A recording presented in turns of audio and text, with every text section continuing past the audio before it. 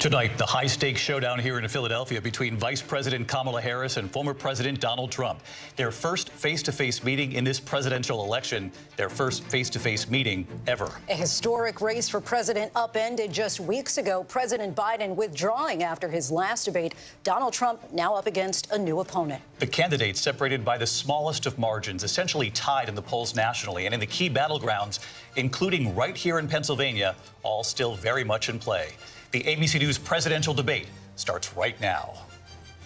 This is an ABC News special, the most consequential moment of this campaign. Kamala Harris. Together, we will chart a new way forward. Donald Trump. We will soon be a great nation again. Face to face, historic. The ABC News presidential debate. Here now, David Muir and Linsey Davis. Good evening, I'm David Muir, and thank you for joining us for tonight's ABC News presidential debate. We want to welcome viewers watching on ABC and around the world tonight. Vice President Kamala Harris and President Donald Trump are just moments away from taking the stage in this unprecedented race for president. And I'm Linsey Davis. Tonight's meeting could be the most consequential event of their campaigns, with Election Day now less than 2 months away. For Vice President Kamala Harris, this is her first debate since President Biden withdrew from the race on July 21st. Of course, that decision followed his debate against President Donald Trump in June. Since then, this race has taken on an entirely new dynamic. And that brings us to the rules of tonight's debate. 90 minutes with 2 commercial breaks. No topics or questions have been shared with the campaigns. The candidates will have 2 minutes to answer questions, and this is the clock. That's what they'll be seeing. 2 minutes for rebuttals and 1 minute for follow-ups, clarifications, or responses. Their microphones will only be turned on when it's their turn to speak. No pre-written notes allowed. There is no audience here tonight in this hall at the National Constitution Center. This is an intimate setting for 2 candidates who have never met. President Trump won the coin toss. He chose to deliver the final closing statement of the evening. Vice President Harris selected the podium to the right. So let's now welcome the candidates to the stage. Vice President Kamala Harris and President Donald Trump.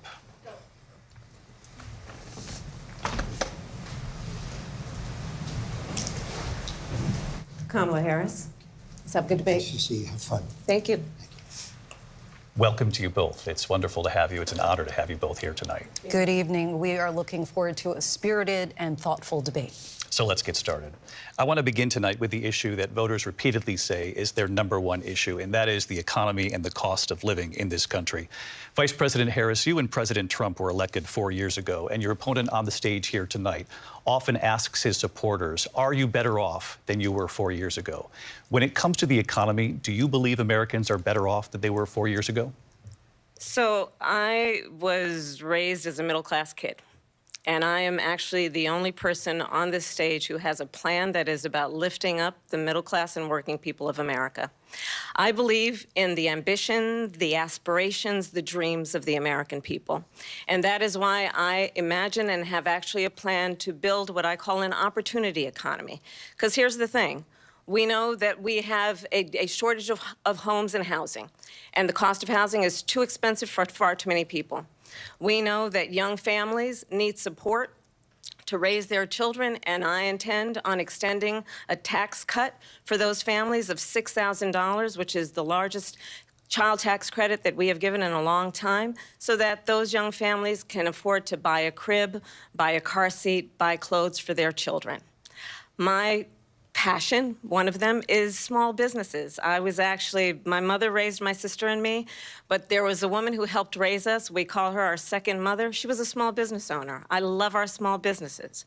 My plan is to give a $50,000 tax deduction to start up small businesses, knowing they are part of the backbone of America's economy.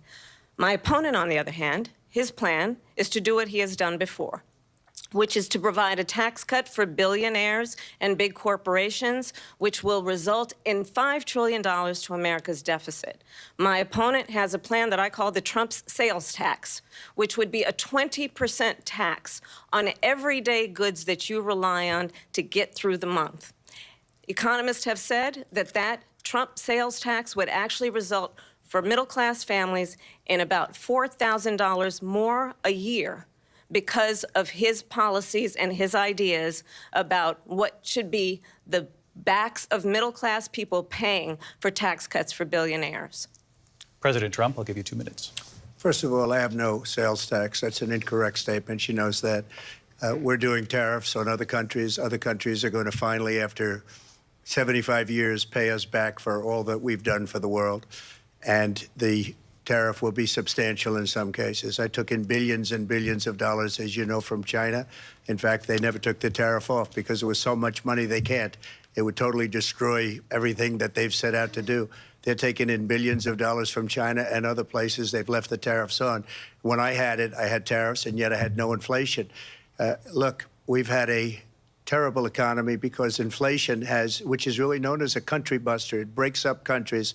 We have inflation like very few people have ever seen before, probably the worst in our nation's history. We were at 21%, but that's being generous because many things are 50, 60, 70, and 80% higher than they were just a few years ago. This has been a disaster for people, for the middle class, but for every class. On top of that, we have millions of people pouring into our country from prisons and jails, from mental institutions and insane asylums, and they're coming in and they're taking jobs that are occupied right now by African Americans and Hispanics, and also unions. Unions are going to be affected very soon. And you see what's happening. You see what's happening with towns throughout the United States. You look at Springfield, Ohio. You look at Aurora in Colorado. They are taking over the towns. They're taking over buildings. They're going in violently. These are the people that Xi and Biden led into our country, and they're destroying our country. They're dangerous. They're at the highest level of criminality, and we have to get them out. We have to get them out fast. I created one of the greatest economies in the history of our country. I'll do it again and even better. We are going to get to immigration and border security during this debate, but I would like to let Vice President Harris respond on the economy here. Well, I would love to. Let's talk about what Donald Trump left us. Donald Trump left us the worst unemployment since the Great Depression. Donald Trump left us the worst public health epidemic in a century. Donald Trump left us the worst attack on our democracy since the Civil War. And what we have done is clean up Donald Trump's mess. What we have done and what I intend to do is build on what we know are the aspirations and the hopes of the American people. But I'm going to tell you all, in this debate tonight, you're going to hear from the same old tired playbook, a bunch of lies, grievances, and name-calling. What you're going to hear tonight is a detailed and dangerous plan called Project 2025 that the former president intends on implementing if he were elected again. I believe very strongly that the American people want a president who understands the importance of bringing us together, knowing we have so much more in common than what separates us. And I pledge to you to be a president for all Americans. President Trump will give you a minute here to respond. Number one, I have nothing to do, as you know, and as she knows better than anyone, I have nothing to do with Project 2025. That's out there. I haven't read it. I don't want to read it purposely. I'm not going to read it. This was a group of people that got together. They came up with some ideas, I guess some good, some bad, but it makes no difference. I have nothing to do. Everybody knows I'm an open book. Everybody knows what I'm going to do. Cut taxes very substantially and create a great economy like I did before. We had the greatest economy. We got hit with a pandemic.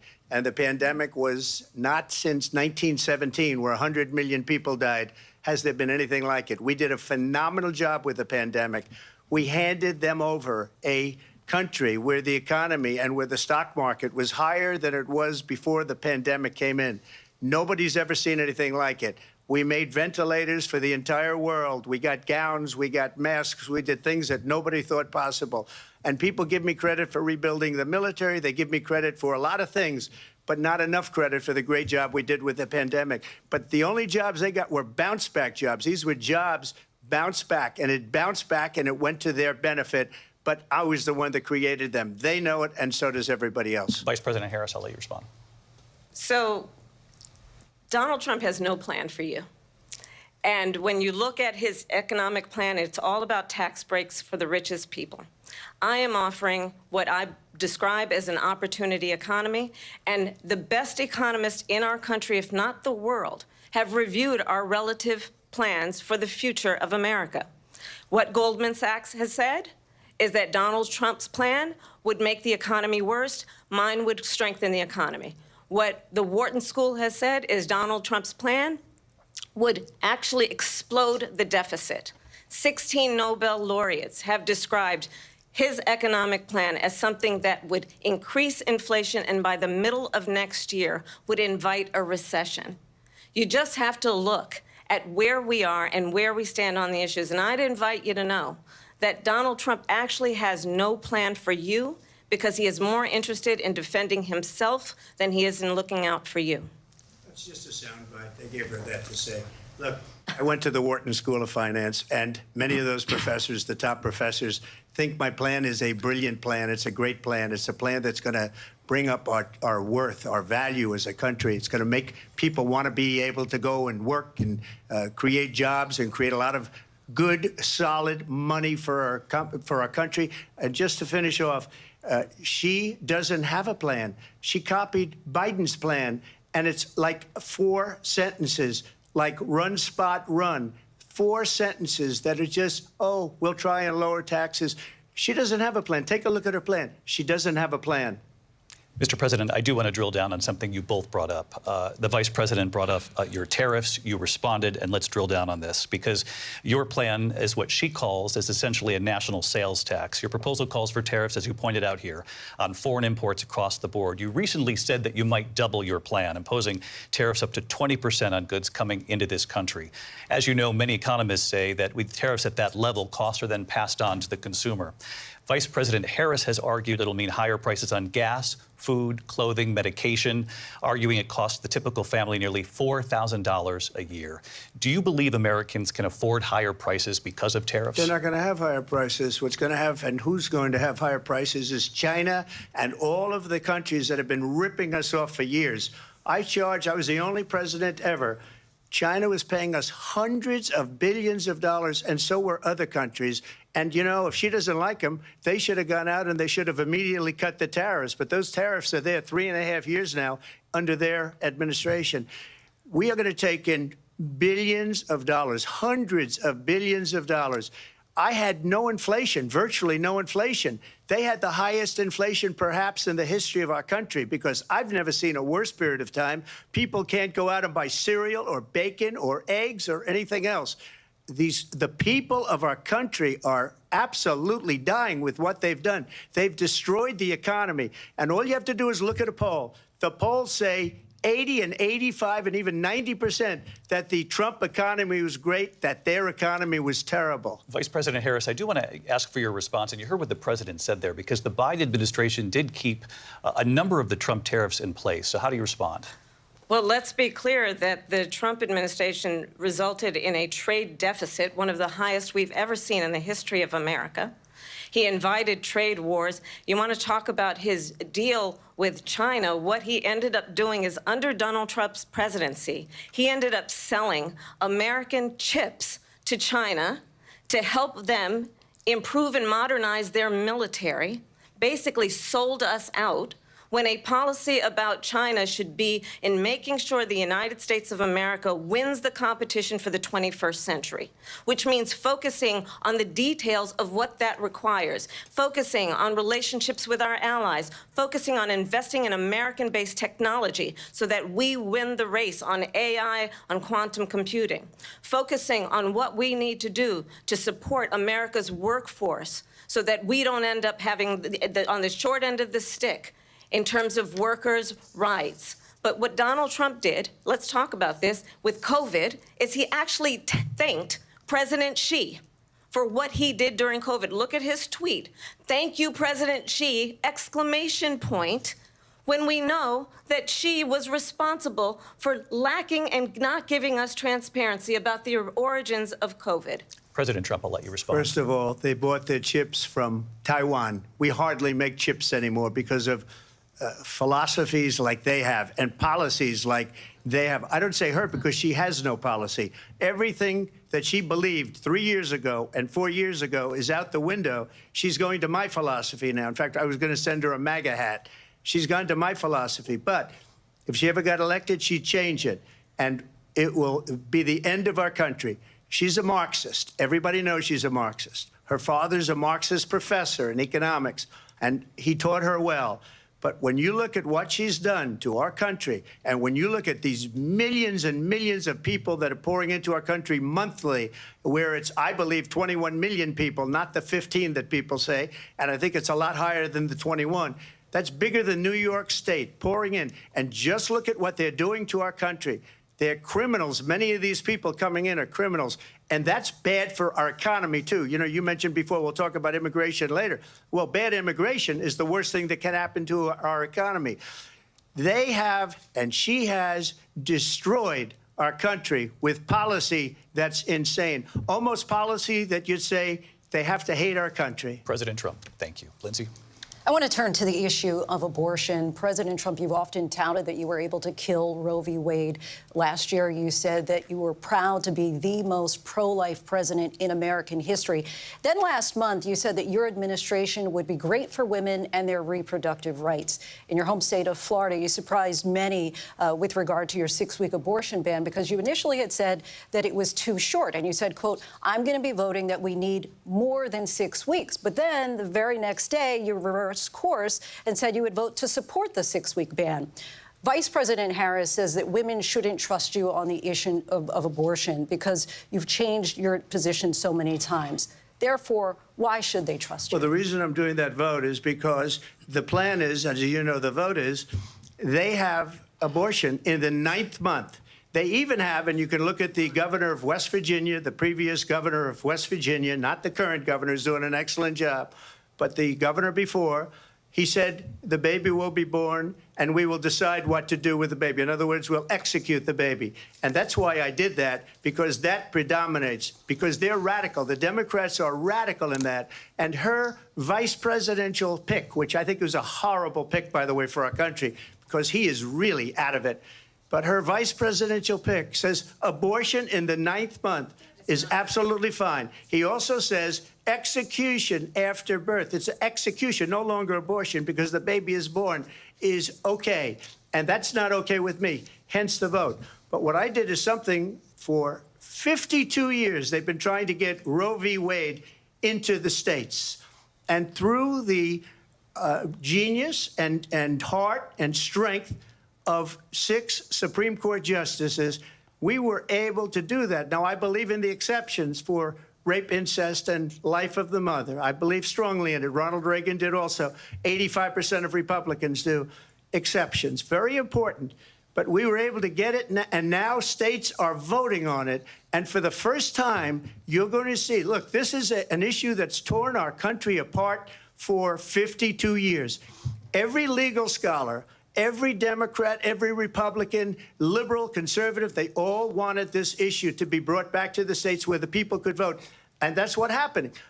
Now, Ohio, the vote was somewhat liberal. Kansas, the vote was somewhat liberal, much more liberal than people would have thought. But each individual state is voting. It's the vote of the people now. It's not tied up in the federal government. I did a great service in doing it. It took courage to do it. And the Supreme Court had great courage in doing it. And I give tremendous credit to those 6 justices. There is no state in this country where it is legal to kill a baby after it's born. Madam Vice President, I want to get your response to President Trump. Well, as I said, you're going to hear a bunch of lies, and that's not actually a surprising fact. Let's understand how we got here. Donald Trump hand-selected 3 members of the United States Supreme Court with the intention that they would undo the protections of Roe v. Wade. And they did exactly as he intended. And now in over 20 states, there are Trump abortion bans, which make it criminal for a doctor or nurse to provide health care. In one state, it provides prison for life. Trump abortion bans that make no exception even for rape and incest, which understand what that means.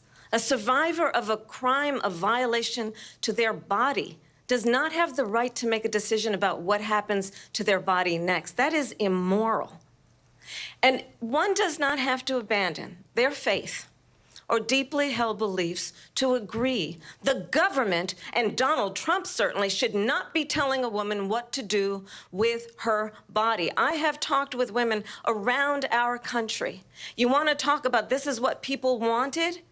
Pregnant women who want to carry a pregnancy to term, suffering from a miscarriage, being denied care in an emergency room because the healthcare providers are afraid they might go to jail, and she's bleeding out in a car in the parking lot? She didn't want that. Her husband didn't want that. A 12 or 13-year-old survivor of incest being forced to carry a pregnancy to term? They don't want that.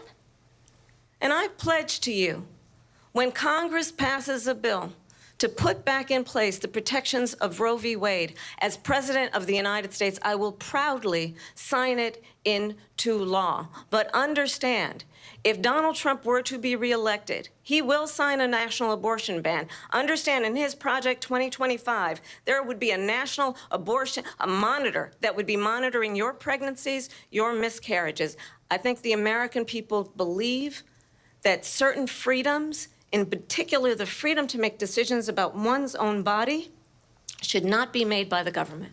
Thank you, Vice President Harris. Well, there she goes again. It's a lie. I'm not signing a ban, and there's no reason to sign a ban, because we've gotten what everybody wanted. Democrats, Republicans, and everybody else, and every legal scholar wanted it to be brought back into the states, and the states are voting. And it may take a little time, but for 52 years, this issue has torn our country apart, and they've wanted it back in the states. And I did something that nobody thought was possible. The states are now voting. What she says is an absolute lie. And as far as the abortion ban, no, I'm not in favor of abortion ban, but it doesn't matter, because this issue has now been taken over by the states. Would you veto a national abortion ban if it came to your desk? Well, I won't have to, because, again, two things. Number one, she said she'll go back to Congress. She'll never get the vote. It's impossible for her to get the vote, especially now with the 50-50, and essentially 50-50 in both Senate and the House. She's not going to get the vote. She can't get the vote. She won't even come close to it. So it's just talk. You know what it reminds me of? When they said they're going to get student loans terminated, and it ended up being a total catastrophe. The student loans, and then I think probably her boss, if you call him a boss, he spends all his time on the beach. But look, her boss went out and said, we'll do it again. We'll do it a different way. And he went out, got rejected again by the Supreme Court. So all these students got taunted with this whole thing about this whole idea, and how unfair that would have been. Part of the reason they lost to the millions and millions of people that had to pay off their student loans. They didn't get it for free, but they were saying it's the same way that they talked about that they talk about abortion. But if I could just get a yes or no, because your running mate, J.D. Vance, has said that you would veto it if it did come to your desk. Well, I didn't discuss it with J.D. In all fairness, J.D., and I don't mind if he has a certain view, but I think he was speaking for me, but I really didn't. Look, we don't have to discuss it, because she'd never be able to get it, just like she couldn't get student loans. They couldn't get student loans. They didn't even come close to getting student loans. They taunted young people and a lot of other people that had loans. They can never get this approved. So it doesn't matter what she says about going to Congress. Well, wonderful. Let's go to Congress. Do it. But the fact is that for years, they wanted to get it out of Congress and out of the federal government. And we did something that everybody said couldn't be done. And now you have a vote of the people on abortion. Vice President Harris, I want to give you your time to respond, but I do want to ask, would you support any restrictions on a woman's right to an abortion? I absolutely support reinstating the protections of Roe v. Wade. And as you rightly mentioned, nowhere in America is a woman carrying a pregnancy to term and asking for an abortion. That is not happening. It's insulting to the women of America. And understand what has been happening under Donald Trump's abortion bans. Couples who pray and dream of having a family are being denied IVF treatments. What is happening in our country? Working people, working women who are working 1 or 2 jobs, who can barely afford childcare as it is, have to travel to another state to get on a plane sitting next to strangers to go and get the health care she needs. Barely can afford to do it, and what you are putting her through is unconscionable. And the people of America have not, the majority of Americans believe in a woman's right to make decisions about her own body, and that is why in every state where this issue has been on the ballot, in red and blue states both, the people of America have voted for freedom. Vice President Harris, Excuse me, I thank have you. to respond. another lie. It's another lie. I have been a leader on IVF, which is fertilization. The IVF, I have been a leader. In fact, when they got a very negative decision on IVF from the Alabama courts, I saw the people of Alabama and the legislature 2 days later voted it in. I've been a leader on it. They know that, and everybody else knows it. I have been a leader on fertilization, IVF. And the other thing, you should ask, will she allow abortion in the 8th month, 9th month, 7th month? Come on. Okay, would you do that? Why don't you ask her that question? Why don't you answer That's the problem. question? Would you because veto? under Roe v. Wade, Answer the question, would you veto? you could do abortions in the 7th month, the 8th month, the 9th month, not true. and probably after birth. Just look at the governor, former governor of Virginia. The governor of Virginia said, we put the baby aside, and then we determine what we want to do with the baby. President Trump, thank you. We're going to turn now to immigration and border security. We know it's an issue that's important to Republicans, Democrats, voters across the board in this country. Vice President Harris, you were tasked by President Biden with getting to the root causes of migration from Central America. We know that illegal border crossings reached a record high in the Biden administration. This past June, President Biden imposed tough new asylum restrictions. We know the numbers since then have dropped significantly. But my question to you tonight is, why did the administration wait until 6 months before the election to act? And would you have done anything differently from President Biden on this? So I'm the only person on this stage who has prosecuted transnational criminal organizations for the trafficking of guns, drugs, and human beings. And let me say that the United States Congress, including some of the most conservative members of the United States Senate, came up with a border security bill which I supported. And that bill would have put 1,500 more border agents on the border to help those folks who are working there right now overtime trying to do their job. It would have allowed us to stem the flow of fentanyl coming into the United States. I know there are so many families watching tonight who have been personally affected by the surge of fentanyl in our country. That bill would have put more resources to allow us to prosecute transnational criminal organizations for trafficking in guns, drugs, and human beings. But you know what happened to that bill? Donald Trump got on the phone, called up some folks in Congress, and said, kill the bill. And you know why? Because he'd prefer to run on a problem instead of fixing a problem. And understand, this comes at a time where the people of our country actually need a leader who engages in solutions, who actually addresses the problems at hand.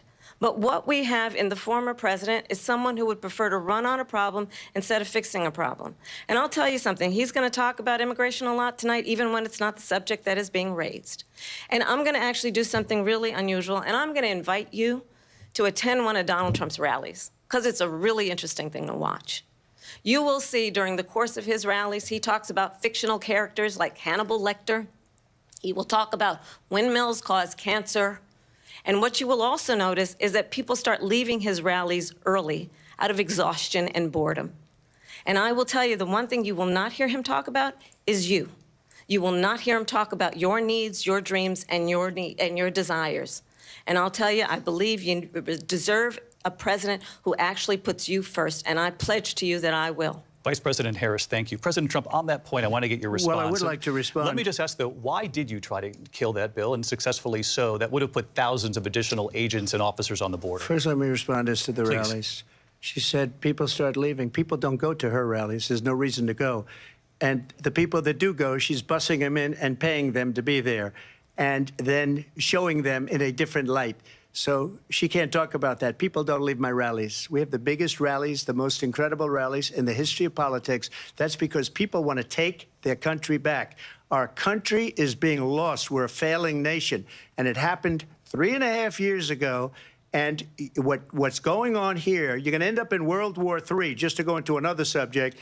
What they have done to our country by allowing these millions and millions of people to come into our country, and look at what's happening to the towns all over the United States. And a lot of towns don't want to talk. It's not going to be Aurora or Springfield. A lot of towns don't want to talk about it because they're so embarrassed by it. In Springfield, they're eating the dogs, the people that came in. They're eating the cats. They're eating the pets of the people that live there. And this is what's happening in our country, and it's a shame. As far as rallies are concerned, as far as the reason they go is they like what I say. They want to bring our country back. They want to make America great again. It's a very simple phrase, make America great again. She's destroying this country, and if she becomes president, this country doesn't have a chance of success. Not only success, we'll end up being Venezuela on steroids. I just want to clarify here. You bring up Springfield, Ohio, and ABC News did reach out to the city manager there. He told us there have been no credible reports of specific claims of pets being harmed, injured, or abused by individuals within the immigrant community. Well, I've seen people on television. Let me just say here, this is the people on television say my dog was taken and used for food. So maybe he said that, and maybe that's a good thing to say for a city manager. I'm not taking this from but television. But the people I'm on taking it from television the city saying manager. their dog was eaten by the people that went there. Again, the Springfield city manager says there's no evidence of that. Vice President Harris, I'll let you respond to the rest of what you've heard. You talk about extreme.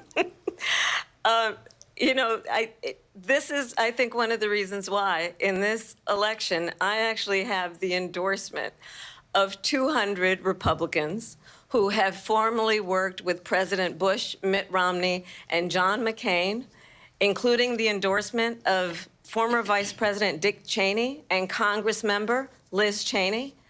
And if you want to really know the inside track on who the former president is, if he didn't make it clear already, just ask people who have worked with him. His former chief of staff, a four-star general, has said he has contempt for the Constitution of the United States. His former national security advisor has said he is dangerous and unfit. His former Secretary of Defense has said the nation, the republic, would never survive another Trump term. And when we listen to this kind of rhetoric, when the issues that affect the American people are not being addressed, I think the choice is clear in this election. President Trump, I'll give you a quick minute to respond here. Thank you, because when I hear that, see, I'm a different kind of a person. I fired most of those people. Not so graciously. They did bad things or a bad job. I fired them. They never fired one person. They didn't fire anybody having to do with Afghanistan and the Taliban and the 13 people who's were just killed, viciously and violently killed. And I got to know the parents and the family. They didn't fire. They should have fired all those generals, all those top people, because that was one of the most incompetently handled situations anybody has ever seen. So when somebody does a bad job, I fire him. And you take a guy like Esper. He was no good. I fired him. So he writes a book. Another one writes a book. Because with me, they can write books. With nobody else can they. But they have done such a poor job, and they never fire anybody. Look at the economy. Look at the inflation. They didn't fire any of their economists. They have the same people. That's a good way not to have books written about you. But just to finish, I got more votes than any Republican in history by far. In fact, I got more votes than any president, sitting president, in history by far. Let me continue on immigration. It was what you wanted to talk about earlier, so let's get back to your deportation proposal that the vice president has reacted to as well. President Trump, you call this the largest domestic deportation operation in the history of our country. You say you would use the National Guard. You say if things get out of control, you'd have no problem using the U.S. military. Police, yes. You also said you would use local police. How would you deport 11 million undocumented immigrants? I know you believe that number is much higher. Take us through this. What does this look like? Will authorities be going door to door in this country? Yeah, it is much higher because of them. They allowed criminals, many, many millions of criminals.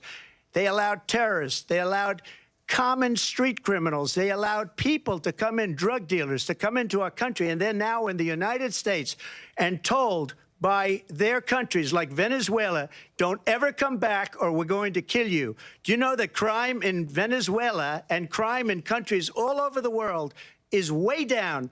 You know why? Because they've taken their criminals off the street and they've given them to her to put into our country. And this will be one of the greatest mistakes in history for them to allow. And I think they probably did it because they think they're going to get votes, but it's not worth it because they're destroying the fabric of our country by what they've done. There's never been anything done like this at all. They've destroyed the fabric of our country. Millions of people let in. And all over the world, crime is down all over the world except here. Crime here is up and through the roof. Despite their fraudulent statements that they made, crime in this country is through the roof. And we have a new form of crime. It's called migrant crime. And it's happening at levels that nobody thought possible. President Trump, as you know, the FBI says overall violent crime is actually coming down in this country. But Vice Excuse President me, Harris, the FBI they were defrauding statements. They didn't include the worst cities. They didn't include the cities with the worst crime. It was a fraud, just like their number of 818,000 jobs that they said they created turned out to be a fraud. President Trump, thank you. I'll let you respond, Vice President Harris. Well, I think this is so rich, coming from someone who has been prosecuted for national security crimes, economic crimes, election interference, has been found liable for sexual assault, and his next big court appearance is in November at his own criminal sentencing. And let's be clear where each person stands on the issue of what is important about respect for the rule of law and respect for law enforcement. The former vice president called for defunding federal law enforcement, 45,000 agents, get this, on the day after he was arraigned on 34 felony counts. So let's talk about what is important in this race. It is important that we move forward, that we turn the page on this same old tired rhetoric and address the needs of the American people, address what we need to do about the housing shortage, which I have a plan for, address what we must do to support our small businesses, address bringing down the price of groceries. But frankly, the American people are exhausted with this same old tired playbook. Vice President Harris, thank you. Excuse me. Every one of those cases was started by them against their political opponent. And I'm winning most of them, and I will win the rest on appeal. And you saw that with the decision that came down just recently from the Supreme Court. I'm winning most of them. But those are cases, it's called weaponization. Never happened in this country. They weaponized the Justice Department. Every one of those cases was involved with the DOJ, from Atlanta and Fani Willis to the Attorney General of New York and the DA in New York. Every one of those cases.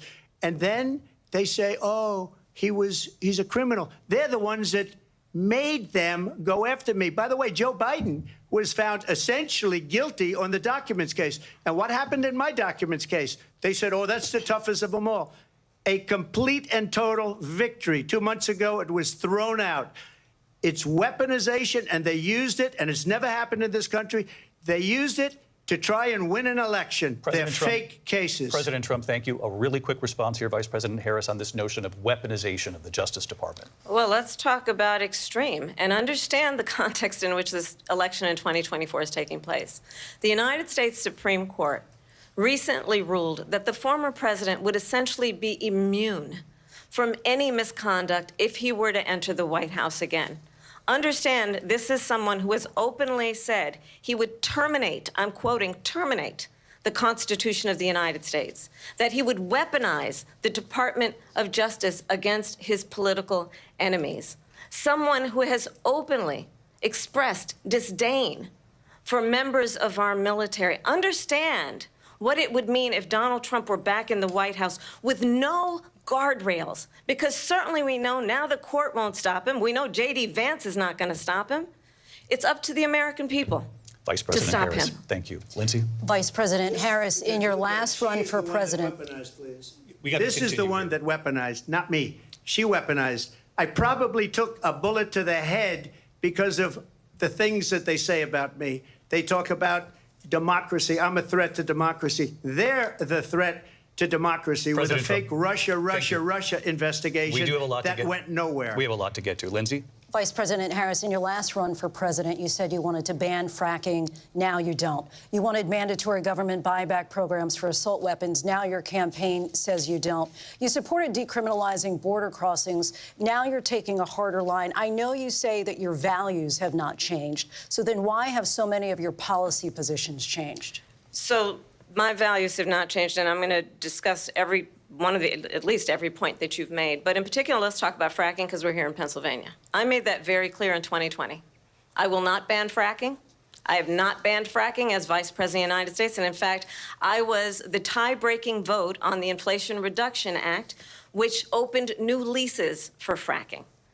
My position is that we have got to invest in diverse sources of energy so we reduce our reliance on foreign oil.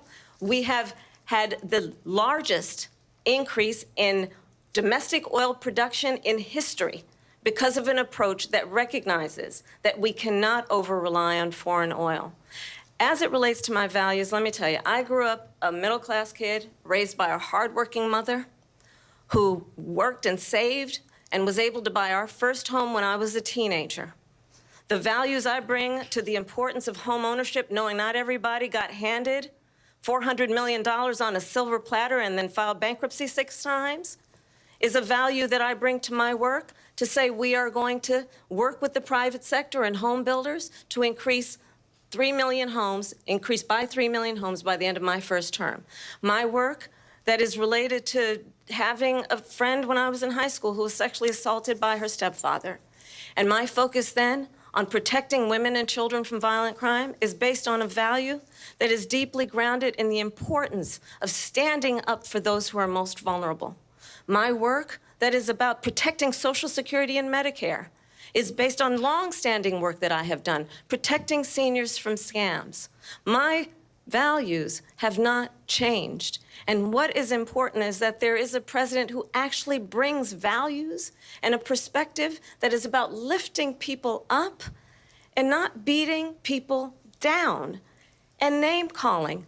The true measure of the leader is the leader who actually understands the strength is not in beating people down, it's in lifting people up. I intend to be that president.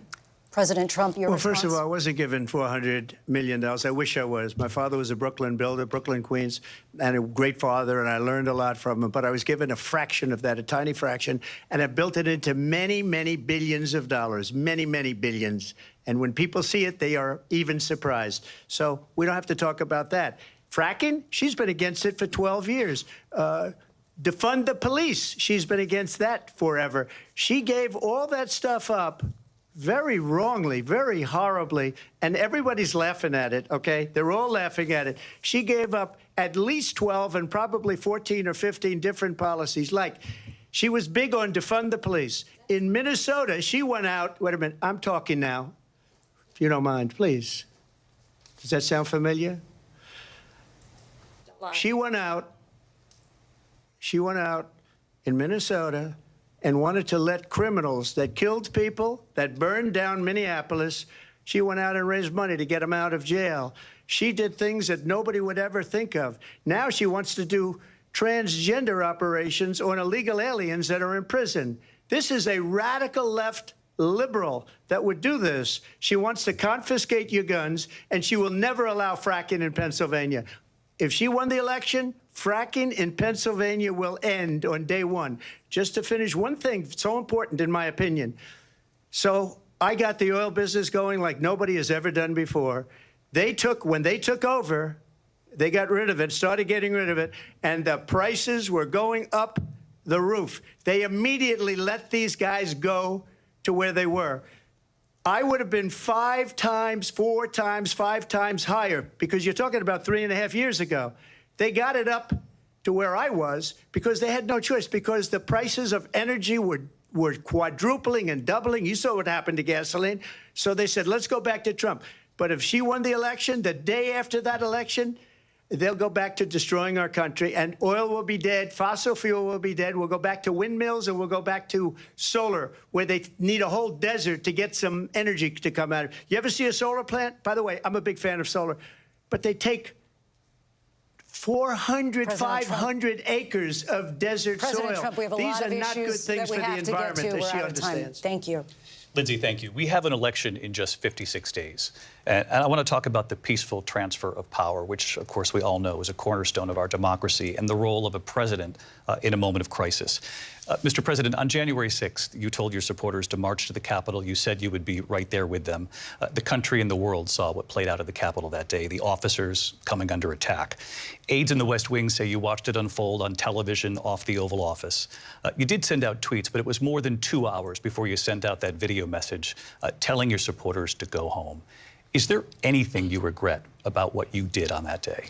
You just said a thing that isn't covered. Peacefully and patriotically, I said during my speech, not later on. Peacefully and patriotically. And nobody on the other side was killed. Ashley Babbitt was shot by an out-of-control police officer that should have never, ever shot her. It's a disgrace. But we didn't do this group of people that have been treated so badly. I ask, what about all the people that are pouring into our country and killing people that she allowed to pour in? She was the border czar, remember that. She was the border czar. She doesn't want to be called the border czar because she's embarrassed by the border. In fact, she said at the beginning, oh, I'm surprised you're not talking about the border yet. That's because she knows what a bad job they've done. What about those people? When are they going to be prosecuted? When are these people from countries all over the world, not just South America, they're coming in from all over the world, David, all over the world, and crime rates are down all over the world because of it. But let me just when ask are those, David, when are those people going to be prosecuted? When are the people that burned down Minneapolis going to be prosecuted? Or in Seattle, they went into Seattle, they took over a big percentage of the city of Seattle. When are those people going to be prosecuted? But let me just ask you. You might ask her that question. You were the president. You were watching it unfold on television. It's a very simple question as we move forward toward another election. Is there anything you regret about what you did on that day? Yes or no? I had nothing to do with that other than they asked me to make a speech. I showed up for a speech. I said, I think it's going to be big. I went to Nancy Pelosi and the mayor of Washington, D.C., and the mayor put it back in writing, as you know. I said, you know, this is going to be a very big rally or whatever you want to call it. And again, it wasn't done by me. It was done by others. I said, I'd like to give you 10,000 National Guard or soldiers.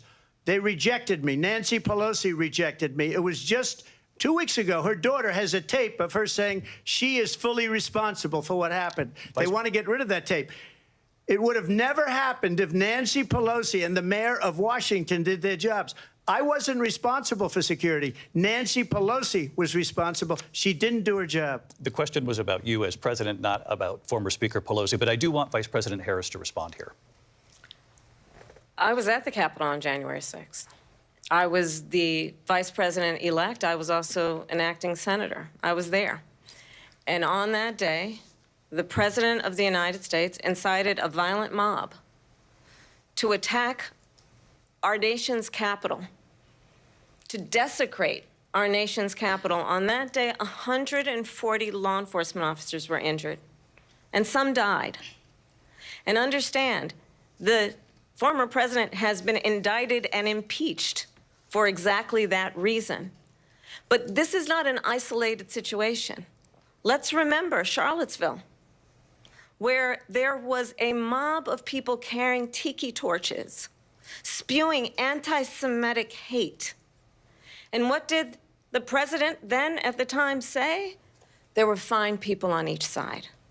Let's remember that when it came to the Proud Boys, a militia, the president said, the former president said, stand back and stand by. So for everyone watching who remembers what January 6th was, I say we don't have to go back. Let's not go back. We're not going back. It's time to turn the page. And if that was a bridge too far for you, well, there is a place in our campaign for you to stand for country, to stand for our democracy, to stand for rule of law, and to end the chaos, and to end the approach that is about attacking the foundations of our democracy because you don't like the outcome. And be clear on that point. Donald Trump, the candidate, has said in this election there will be a bloodbath if this and the outcome of this election is not to his liking. Let's turn the page on this. Let's not go back. Let's chart a course for the future and not go backwards to the past. Let me just follow up here. It was a different term, and it was a term that related to energy because they have destroyed our energy business. That was where bloodbath was. Also, on Charlottesville, that story has been, as you would say, debunked. Laura Ingraham, Sean Hannity, Jesse, all of these people, they covered it. If they go an extra sentence, they will see it was perfect. It was debunked in almost every newspaper, but they still bring it up, just like they bring 2025 up. They bring all of this stuff up. I ask you this. You talk about the Capitol. Why are we allowing these millions of people to come through on the southern border? How come she's not doing anything? And I'll tell you what I would do, and I would be very proud to do it. I would say we would both leave this debate right now. I'd like to see her go down to Washington, D.C. during this debate because we're wasting a lot of time. Go down to, because she's been so bad, it's so ridiculous. Go down to Washington, D.C. and let her sign a bill to close up the border because they have the right to do it. They don't need bills. They have the right to do it. The President of the United States, you'll get him out of bed. You'll wake him up at 4 o'clock in the afternoon. You'll say, come on down to the office. Let's sign a bill. If he signs a bill that the border is closed, all he has to do is say it to the Border Patrol, who are phenomenal. If they do that, the border is closed. Mr. Those President, people are killing many people, unlike J6. We talked immigration here tonight. I do want to focus on this next issue to both of you because it really brings us this into focus, truth in these times that we're living in. Mr. President, for 3.5 years after you lost the 2020 election, you repeatedly falsely claimed that you won, many times saying you won in a landslide. In the past couple of weeks leading up to this debate, you have said, quote, you lost by a whisker, that you, quote, didn't quite make it, that you came up a little bit short. I said that? Are you now acknowledging that you lost in 2020? No, I don't acknowledge that at all. But I you said did that say sarcastically. That. You know that. It was said, oh, we lost by a whisker. That was said sarcastically. Look, there's so much proof. All you have to do is look at it. And they should have sent it back to the legislatures for approval. I got almost 75 million votes, the most votes any sitting president has ever gotten. I was told if I got 63, which was what I got in 2016, you can't be beaten. The election, people should never be thinking about it. An election is fraudulent. We need two things. We need walls, and we have to have it. We have to have borders, and we have to have good elections. Our elections are bad. And a lot of these illegal immigrants coming in, they're trying to get them to vote. They can't even speak English. They don't even know what country they're in practically. And these people are trying to get them to vote. And that's why they're allowing them to come into our country. I did watch all of these pieces of video. I didn't detect the sarcasm, lost by a whisker. We didn't quite make it. And we should just point out here as clarification, and you know this, you and your allies, 60 cases in front of many judges, many of them Republican. No judge looked at it. And said they there was said no we didn't have widespread standing. fraud. That's the other thing. They said we didn't have standing, a technicality. Can you imagine a system where a person in an election doesn't have standing? The President of the United States doesn't have standing. That's how we lost. If you look at the facts, and I'd love to have you'll do a special on it. I'll show you Georgia, and I'll show you Wisconsin, and I'll show you Pennsylvania, and I'll show you.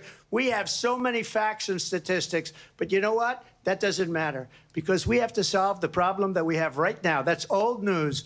And the problem that we have right now is we have a nation in decline, and they have put it into decline. We have a nation that is dying, David. Mr. President, thank you. Vice President Harris, you heard the president there tonight. He said he didn't say that he lost by a whisker. So he still believes he did not lose the election that was won by President Biden and yourself.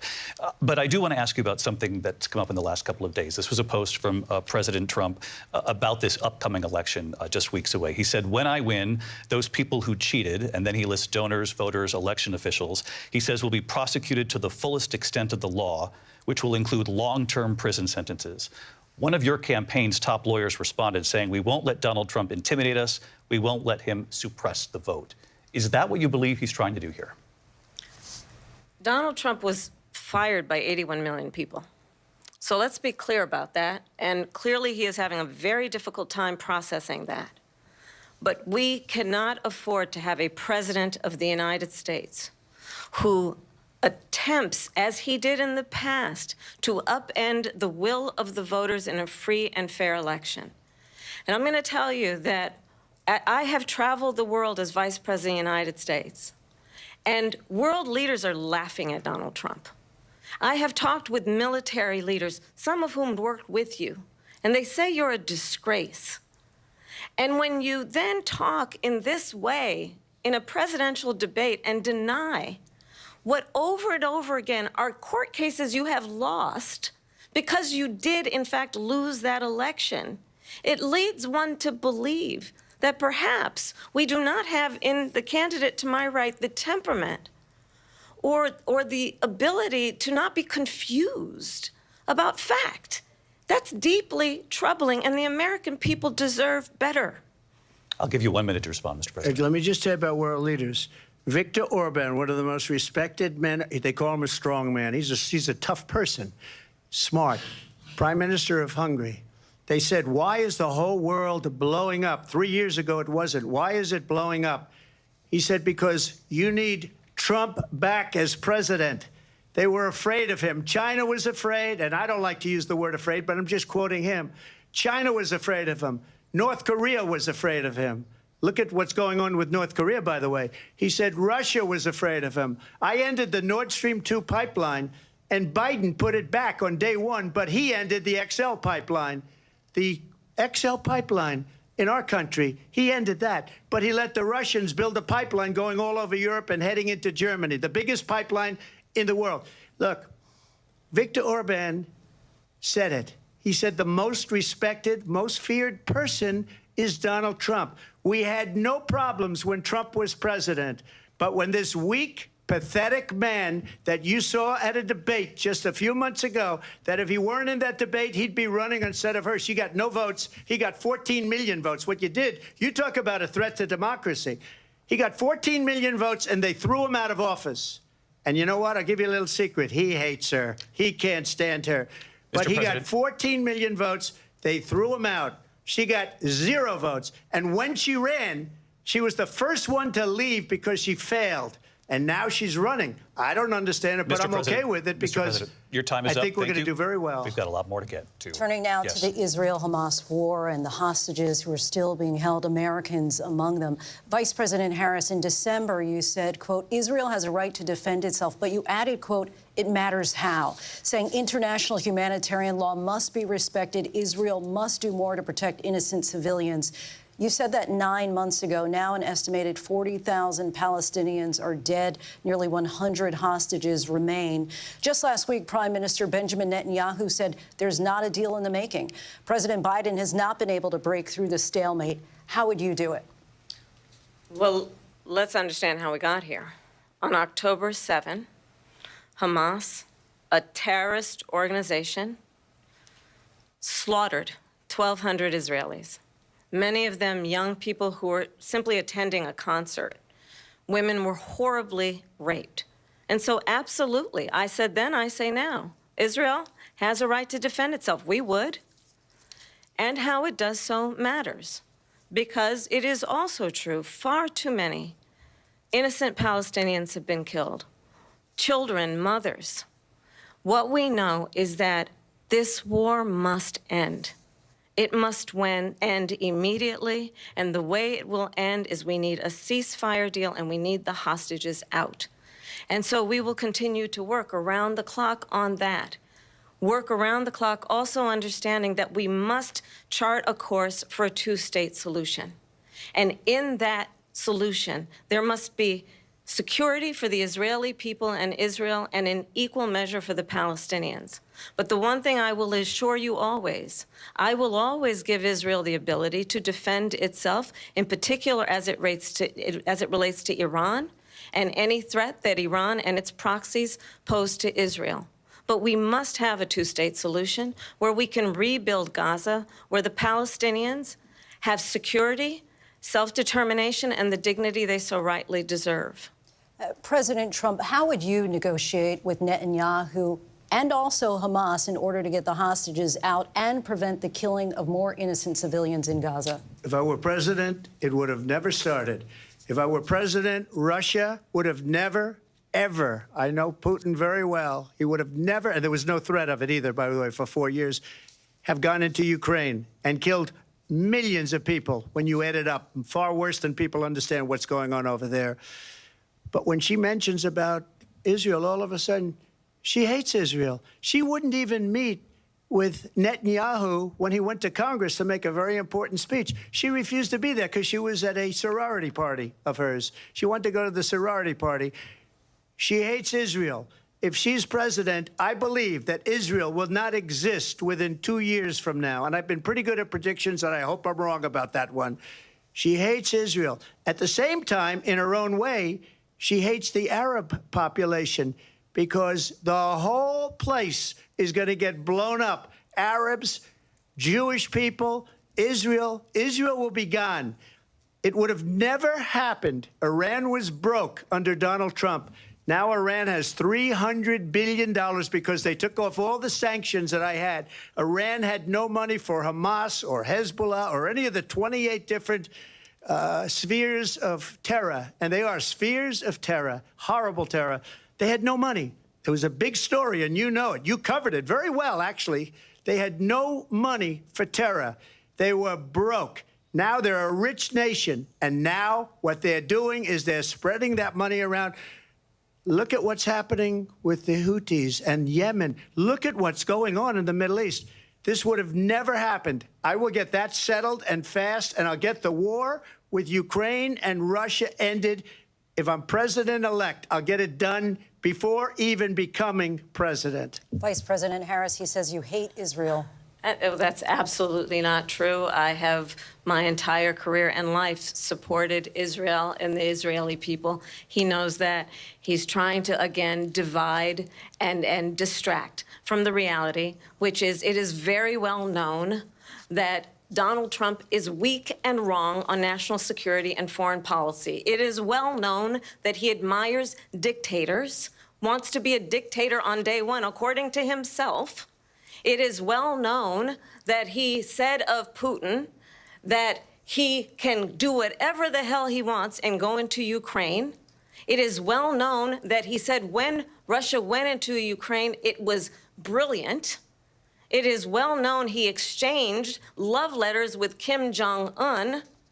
And it is absolutely well known that these dictators and autocrats are rooting for you to be president again because they're so clear.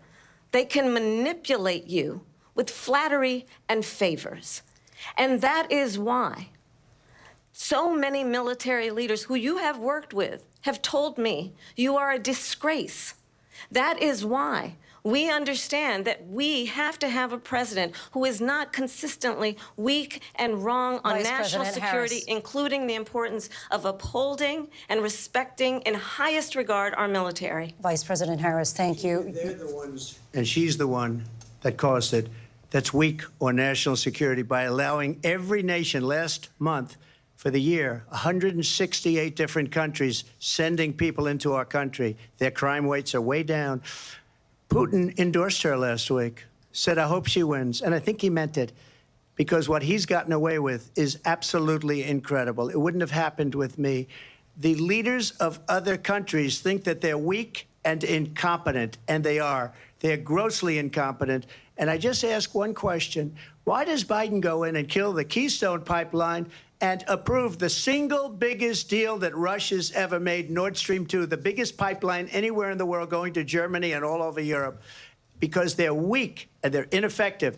And Biden, by the way, President gets paid Trump, a lot of money. Thank you. We have a lot of issues to get to. We'll be right back with much more of this historic ABC News presidential debate from the National Constitution Center right here in Philadelphia. Back in a moment.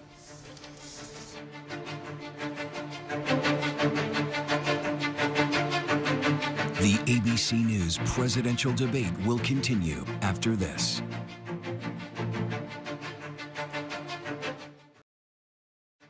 Live from the National Constitution Center in Philadelphia, Pennsylvania. Here again, David Muir and Linsey Davis. Welcome back to this historic ABC News presidential debate tonight. We're going to continue here, and I want to turn to the war in Ukraine. We're now 2.5 years into this conflict. Mr. President, it has been the position of the Biden administration that we must defend Ukraine from Russia, from Vladimir Putin, to defend their sovereignty, their democracy, that it's in America's best interest to do so, arguing that if Putin wins, he may be emboldened to move even further into other countries. You have said you would solve this war in 24 hours. You said so just before the break tonight. How exactly would you do that? And I want to ask you a very simple question tonight. Do you want Ukraine to win this war?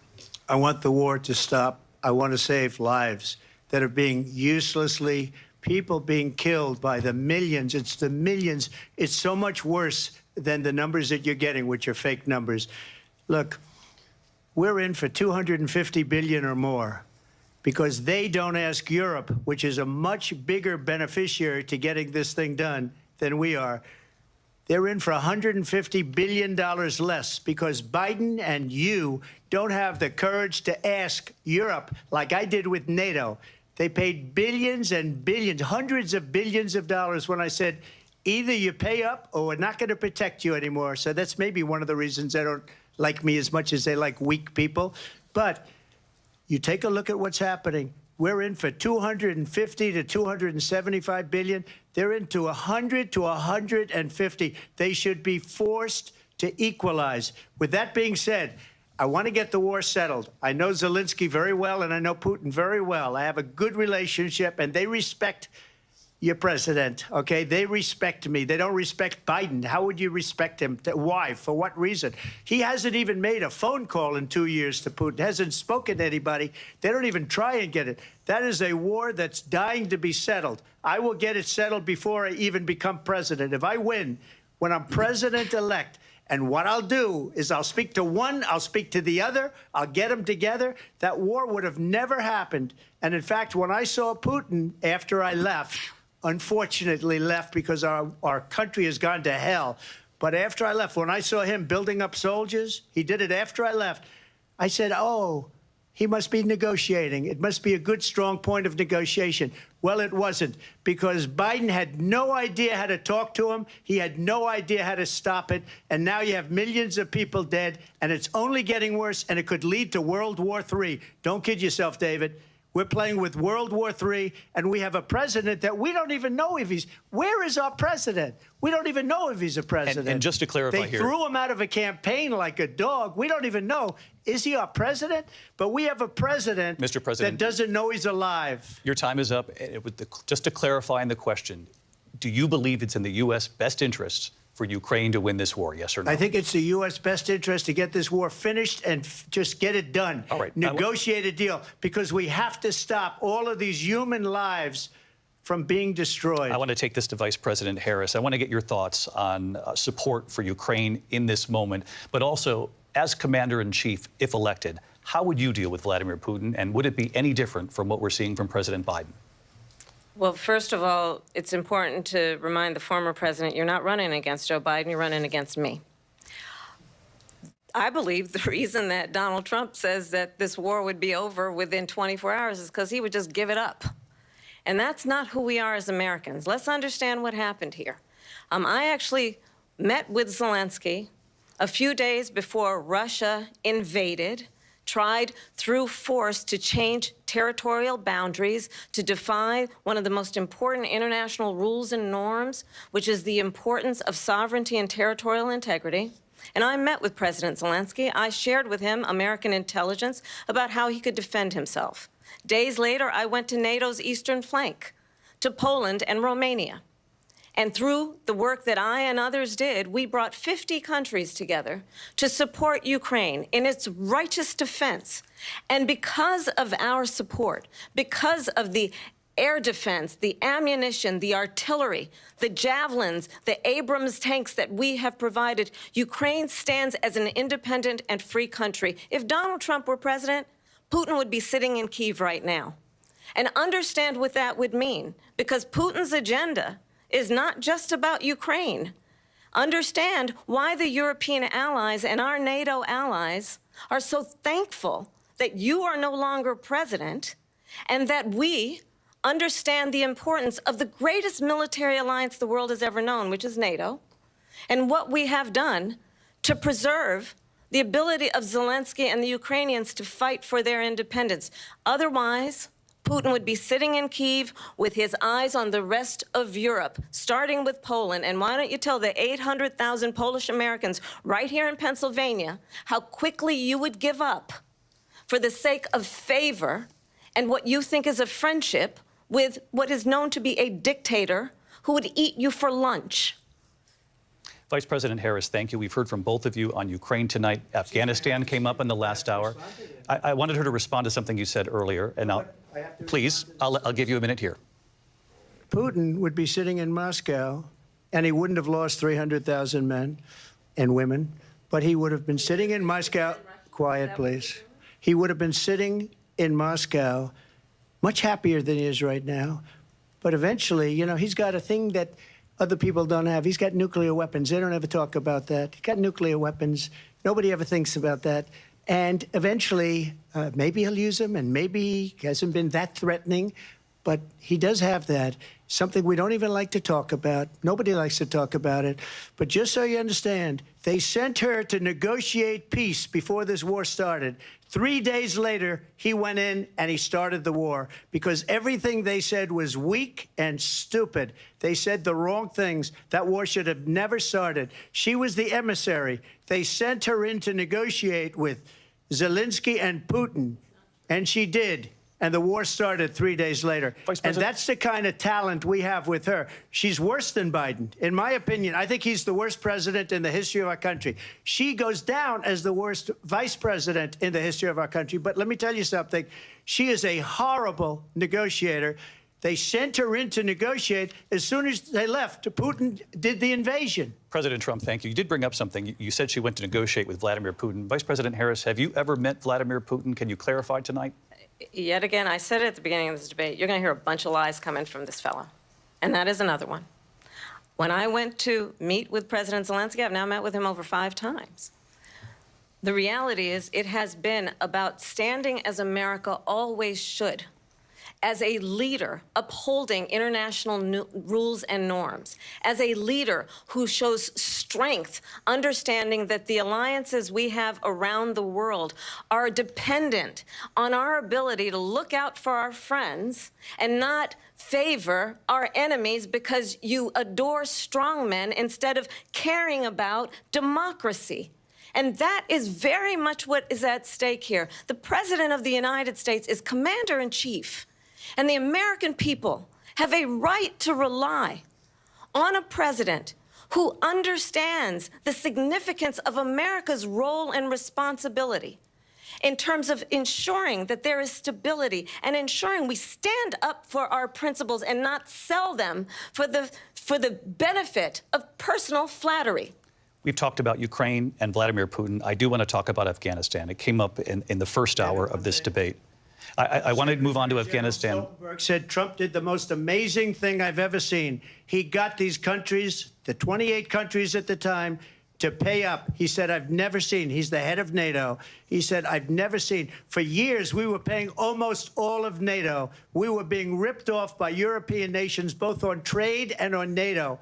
I got them to pay up by saying one of the statements you made before, if you don't pay, we're not going to protect you. President Otherwise, Trump. we would have never gotten it. He said it was one of the most incredible jobs that he's ever seen done. Thank you. I want to turn to Afghanistan. It came up in the first hour of the debate, and we witnessed a poignant moment today on Capitol Hill, honoring the soldiers who died in the chaotic withdrawal from Afghanistan. I do want to ask the Vice President, do you believe you bear any responsibility in the way that withdrawal played out?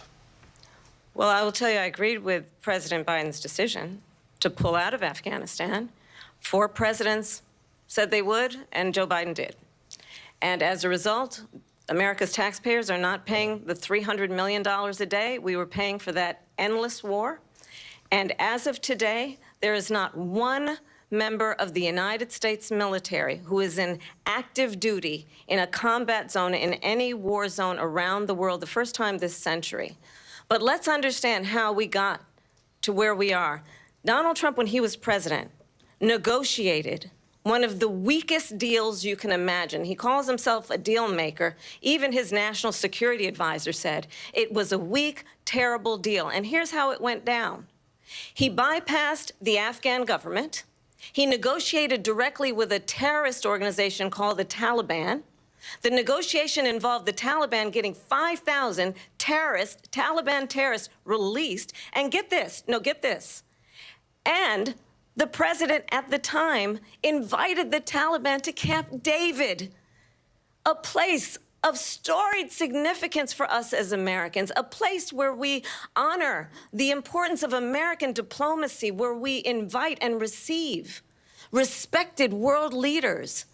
And this former president, as president, invited them to Camp David because he does not again appreciate the role and responsibility of the President of the United States to be commander-in-chief with a level of respect.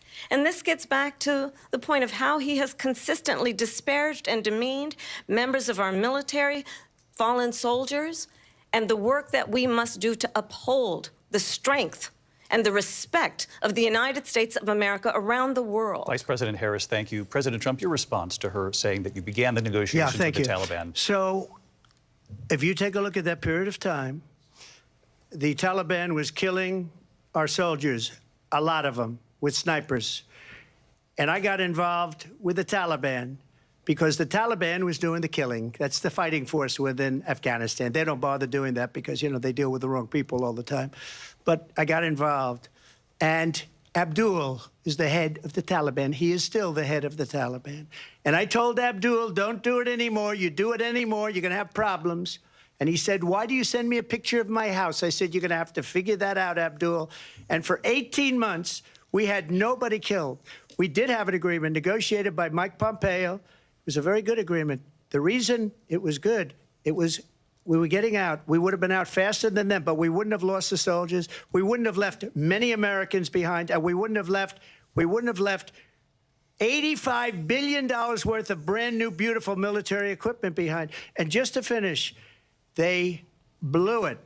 The agreement said you have to do this, this, this, this, this, and they didn't do it. They didn't do it. The agreement was terminated by us because they didn't do what they were supposed to do. I want to move on. And these people did the worst withdrawal and, in my opinion, the most embarrassing moment in the history of our country. And by the way, that's why Russia attacked Ukraine, because they saw how incompetent she and her boss are. President Trump, thank you.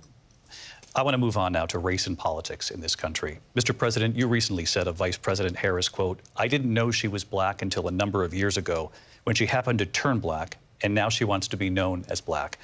I want to ask a bigger picture question here tonight. Why do you believe it's appropriate to weigh in on the racial identity of your opponent? I don't, and I don't care. I don't care what she is. I don't care. You make a big deal out of something, I couldn't care less. Whatever she wants to be is okay with me. But those were your words, so I'm asking... I don't know. I mean, all I can say is I read where she was not black, that she put out, and I'll say that. And then I read that she was black, and that's okay. Either one was okay with me. That's up to her. That's up to her. Vice President Harris, your thoughts on this? I think it's, I mean, honestly, I think it's a tragedy that we have someone who wants to be president who has consistently, over the course of his career, attempted to use race to divide the American people. You know, I do believe that the vast majority of us know that we have so much more in common than what separates us, and we don't want this kind of approach that is just constantly trying to divide us, and especially by race. And let's remember how Donald Trump started. He was land, he owned buildings, and he was investigated because he refused to rent property to black families. Let's remember, this is the same individual who took out a full-page ad in the New York Times calling for the execution of 5 young black and Latino boys who were innocent, the Central Park 5.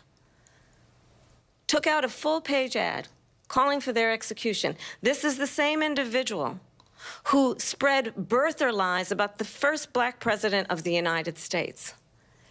And I think the American people want better than that, want better than this, want someone who understands, as I do, I travel our country. We see in each other a friend. We see in each other a neighbor. We don't want a leader who is constantly trying to have Americans point their fingers at each other. I meet with people all the time who tell me, Can we please just have discourse about how we're going to invest in the aspirations and the ambitions and the dreams of the American people? Knowing that regardless of people's color or the language their grandmother speaks, we all have the same dreams and aspirations and want a president who invests in those, not in hate and division. Vice President Harris, thank you. Linsey? President Trump, this is now your third time. This is the most divisive presidency in the history of our country. There's never been anything like it. They're destroying our country, and they come up with things like what she just said. Going back many, many years, when a lot of people, including Mayor Bloomberg, agreed with me on the Central Park Five, they admitted, they said, they pled guilty. And I said, well, if they pled guilty, they badly hurt a person, killed a person ultimately. And if they pled guilty, then they pled, we're not guilty. But this is a person that has to stretch back years, 40, 50 years ago, because there's nothing now. I built one of the greatest economies in the history of the world, and I'm going to build it again. It's going to be bigger, better, and stronger. But they're destroying our economy. They have no idea what a good economy is. Their oil policies, every single policy. And remember this, she is Biden. You know, she's trying to get away from Biden. I don't know the gentleman, she says. She is Biden. The worst inflation we've ever had, a horrible economy because inflation has made it so bad, and she can't get away with that. Thank you. Your time is up. I Linsey? want to respond to that, though. I want to just respond briefly. Clearly, I am not Joe Biden, and I am certainly not Donald Trump. And what I do offer is a new generation of leadership for our country, one who believes in what is possible, one who brings a sense of optimism about what we can do instead of always disparaging the American people. I believe in what we can do to strengthen our small businesses, which is why I have a plan. Let's talk about our plans and let's compare the plans. I have a plan to give startup businesses $50,000 tax deduction, to pursue their ambitions, their innovation, their ideas, their hard work. I have a plan, $6,000 for young families for the first year of your child's life, to help you in that most critical stage of your child's development. I have a plan that is about allowing people to be able to pursue what has been fleeting in terms of the American dream by offering a help with down payment of $25,000 down payment assistance for first-time home buyers. That's the kind of conversation, I believe, David, that people really want tonight, as opposed to a conversation that is constantly about belittling and name-calling. Let's turn the page Vice President and move Harris, forward. thank you. Let's turn to policy. President Let's Trump, turn back we to have policy. to move on. President Trump. Let's turn to policy, She has please. a plan to defund the police. She has a plan to confiscate everybody's gun. President Trump, she we has do a have to plan move to on to not other allow issues. fracking in Pennsylvania or anywhere else. Okay. Thank you, That's Mr. what her President. plan is until just recently. I just need Linsey, to go ahead. respond President because Trump, no, the President former Trump. president has said No, I'm something sorry. twice that I need to respond to. I'm sorry. We're I just going need to move respond on, Vice one President time Harris. to what he has President said Trump, this multiple is times. now your Yes. third time running for president. You have long vowed to repeal and replace the Affordable Care Act, also known as Obamacare. You have failed to accomplish that. You now say you're going to keep Obamacare, quote, unless we can do something much better. Correct. Last month, you said, quote, we're working on it. So tonight, 9 years after you first started running, do you have a plan, and can you tell us what it is? Obamacare was lousy health care, always was. It's not very good today.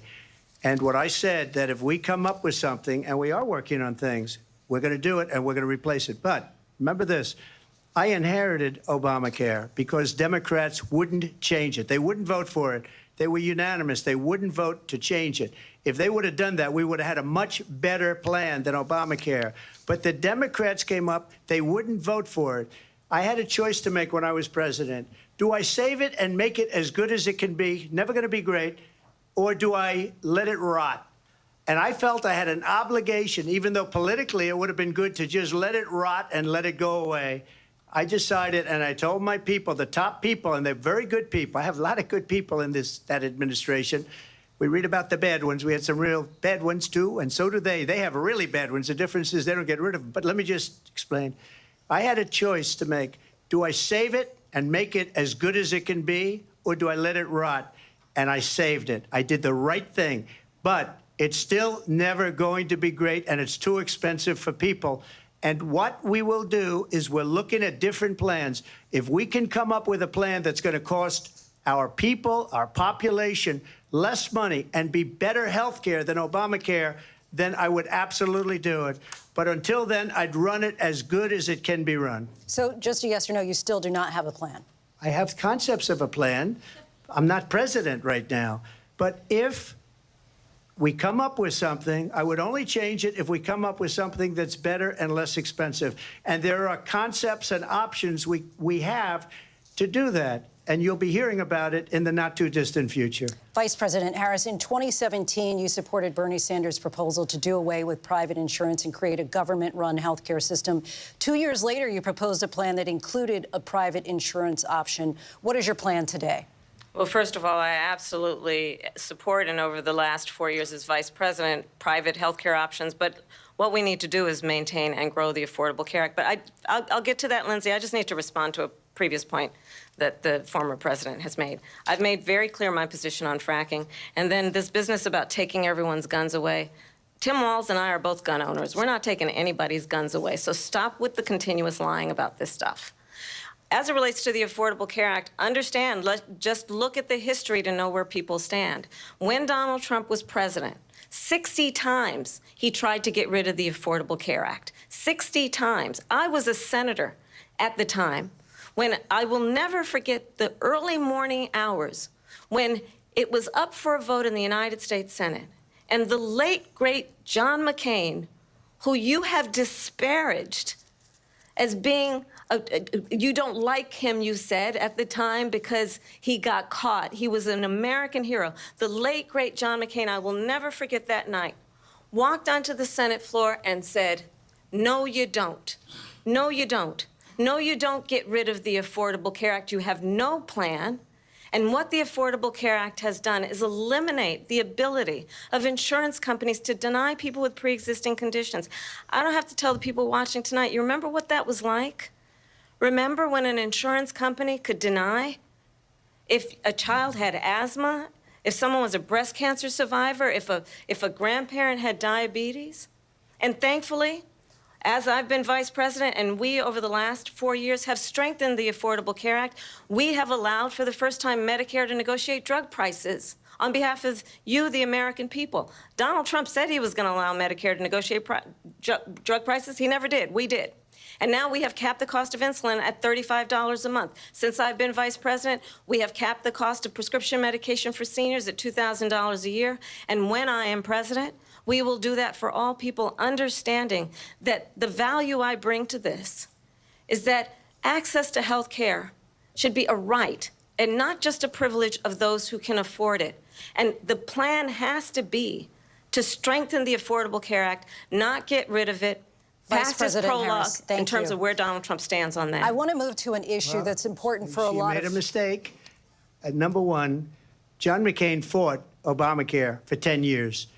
But it wasn't only him. It were all of the Democrats that kept it going. And you know what? We can do much better than Obamacare, much less money. But she won't improve private insurance for people, private medical insurance. That's another thing she doesn't want to get. People are paying privately for insurance that have worked hard and made money, and they want to have private. She wants everybody to be on government insurance where you wait 6 months for an operation that you need immediately. President Trump, thank you. We have another issue that we'd like to get to that's important for a number of Americans, in particular younger voters, and that's climate change. President Trump, with regard to the environment, you say that we have to have clean air and clean water. Vice President Harris, you call climate change an existential threat. The question to you both tonight is, what would you do to fight climate change? And Vice President Harris, we'll start with you. 1 minute for you each. Well, the former president had said that climate change is a hoax. And what we know is that it is very real. You ask anyone who lives in a state who has experienced these extreme weather occurrences, who now is either being denied home insurance or it's being jacked up. You ask anybody who has been the victim of what that means in terms of losing their home, having nowhere to go. We know that we can actually deal with this issue. The young people of America care deeply about this issue.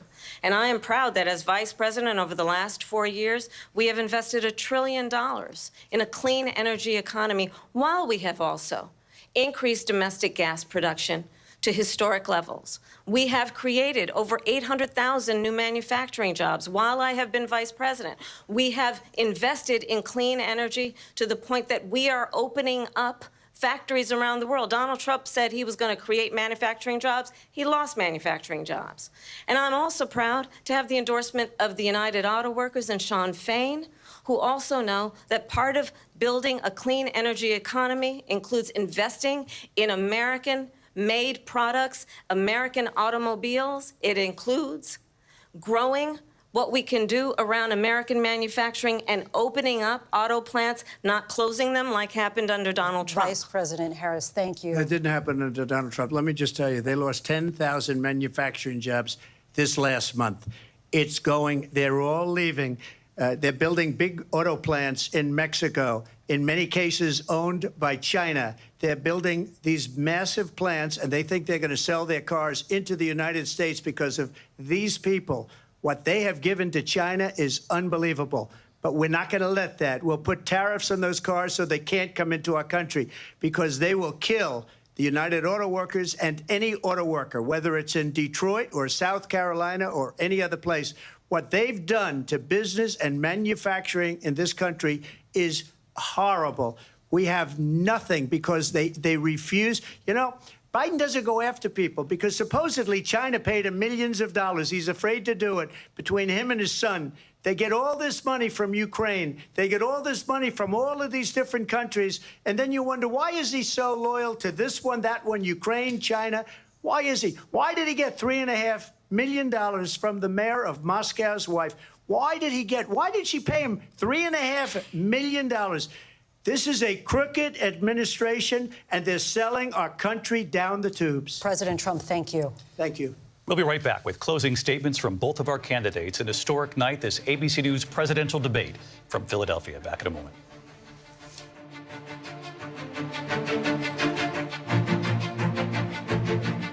The ABC News presidential debate will continue after this. Live from the National Constitution Center in Philadelphia, Pennsylvania. Here again, David Muir and Linsey Davis. Welcome back tonight. The time has come for closing statements, and Vice President Harris, we begin with you. So I think you've heard tonight two very different visions for our country. One that is focused on the future, and the other that is focused on the past, and an attempt to take us backward. But we're not going back. And I do believe that the American people know we all have so much more in common than what separates us. And we can chart a new way forward. And a vision of that includes having a plan, understanding the aspirations, the dreams, the hopes, the ambition of the American people, which is why I intend to create an opportunity economy, investing in small businesses, in new families, in what we can do around protecting seniors, what we can do that is about giving hardworking folks a break and bringing down the cost of living. I believe in what we can do together that is about sustaining America's standing in the world and ensuring that we have the respect that we so rightly deserve, including respecting our military and ensuring we have the most lethal fighting force in the world. I will be a president that will protect our fundamental rights and freedoms, including the right of a woman to make decisions about her own body and not have her government tell her what to do. I'll tell you, I started my career as a prosecutor. I was a DA, I was an attorney general, a United States senator, and now vice president. I've only had one client, the people. And I'll tell you, as a prosecutor, I never asked a victim or a witness, are you a Republican or a Democrat? The only thing I ever asked them, are you okay? And that's the kind of president we need right now. Someone who cares about you and is not putting themselves first. I intend to be a president for all Americans, and focus on what we can do over the next 10 and 20 years to build back up our country by investing right now in you, the American people. Vice President Harris, thank you. President Trump? So she just started by saying she's going to do this, she's going to do that, she's going to do all these wonderful things. Why hasn't she done it? She's been there for 3.5 years. They've had 3.5 years to fix the border. They've had 3.5 years to create jobs and all the things we talked about. Why hasn't she done it? She should leave right now, go down to that beautiful White House, go to the Capitol, get everyone together and do the things you want to do, but you haven't done it, and you won't do it because you believe in things that the American people don't believe in. You believe in things like we're not going to frack. We're not going to take fossil fuel. We're not going to do things that are going to make this country strong, whether you like it or not. Germany tried that, and within 1 year, they were back to building normal energy plants. We're not ready for it. We can't sacrifice our country for the sake of bad vision. But I just ask one simple question. Why didn't she do it? We're a failing nation. We're a nation that's in serious decline. We're being laughed at all over the world. All over the world, they're laughed. I know the leaders very well. They're coming to see me. They call me. We're laughed at all over the world. They don't understand what happened to us as a nation. We're not a leader. We don't have any idea what's going on. We have wars going on in the Middle East. We have wars going on with Russia and Ukraine. We're going to end up in a third world war, and it'll be a war like no other because of nuclear weapons, the power of weaponry. I rebuilt our entire military. She gave a lot of it away to the Taliban. She gave it to Afghanistan. What these people have done to our country, and maybe toughest of all, is allowing millions of people to come into our country. Many of them are criminals, and they're destroying our country.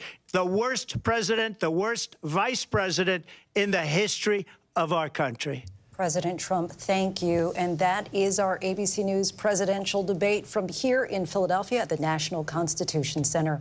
I'm Linsey Davis. And I'm David Muir. Thank you for watching here in the U.S. and all over the world, and from all of us here at ABC News. Good night.